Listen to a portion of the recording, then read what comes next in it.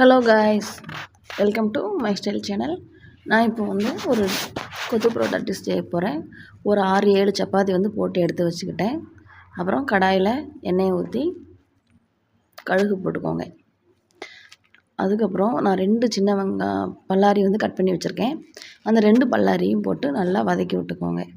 கொஞ்சம் வதங்கினதுக்கப்புறம் கருவேப்பிலை சேர்த்துக்கோங்க. மிளகாய் வேணும்னா போட்டுக்கோங்க.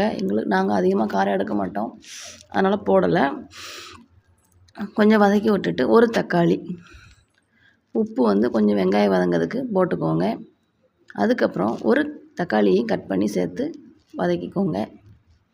நல்லா வதக்கி விட்டுருங்க.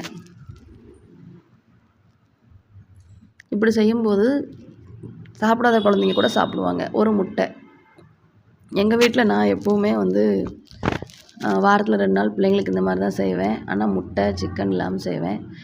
அப்புறம் எடுத்து வச்ச 6 சப்பாத்தி கிட்ட நான் எடுத்து வச்சுருந்தேன். அதை நல்லா பிச்சு வச்சுக்கிட்டேன். இப்போ வந்து இந்த முட்டையோட பெப்பர் சேர்த்துக்கோங்க. பெப்பர் சேர்த்து கொஞ்சம் மஞ்சள் பொடி சேர்த்துக்கோங்க. மிளகாய் பொடி வேணுனாலும் சேர்த்துக்கோங்க, அது உங்களோட ஆப்ஷன் தான். ஏன்னா நம்ம வந்து நான் சிக்கன் கிரேவி வேறு இருக்குது இல்லையா, அதனால் ரொம்ப உரப்பாயிடக்கூடாது. நீங்கள் நல்லா காரசாரமாக சாப்பிடுவீங்கன்னா பெப்பர் பொடி மிளகாய் பொடி எல்லாம் சேர்த்துக்கோங்க. இது வந்து கொஞ்சம் நேற்று வச்ச சிக்கன் தான், கொஞ்சம் இருந்தது. இப்போ கடைகளெல்லாம் கொத்து பரோட்டா போடுறாங்கல்ல, அவங்களும் சிக்கன் கிரேவி ஊற்றானே அடிக்கிறாங்க. அதனால் நான் மீதம் இருந்த சிக்கனில் வந்து என்ன பண்ணிடுவேன் அப்படின்னா, அந்த சிக்கன் கிரேவியை ஊற்றி நல்லா வேக விட்டு கொதிக்க விட்டு கொஞ்சம் தண்ணியை ஆட் பண்ணிக்கிடுவேன்.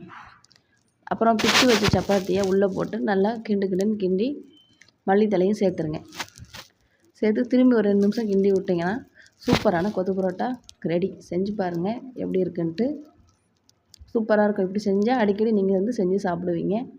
நான் பிள்ளைங்களுக்கு ஸ்கூலுக்கே பார்த்திங்கன்னா கேரட்டு, சிம்லா மிர்ச்சி, குடமிளகா எல்லாம் போட்டு இப்படி தான் செஞ்சு கொடுப்பேன். ஒரு 6-7 சப்பாத்தியை போட்டு வச்சுட்டு உங்களுக்கு ஒன்று டொமேட்டோ சாஸ், சோயா சாஸ் ஊற்றி செஞ்சு கொடுப்பேன்.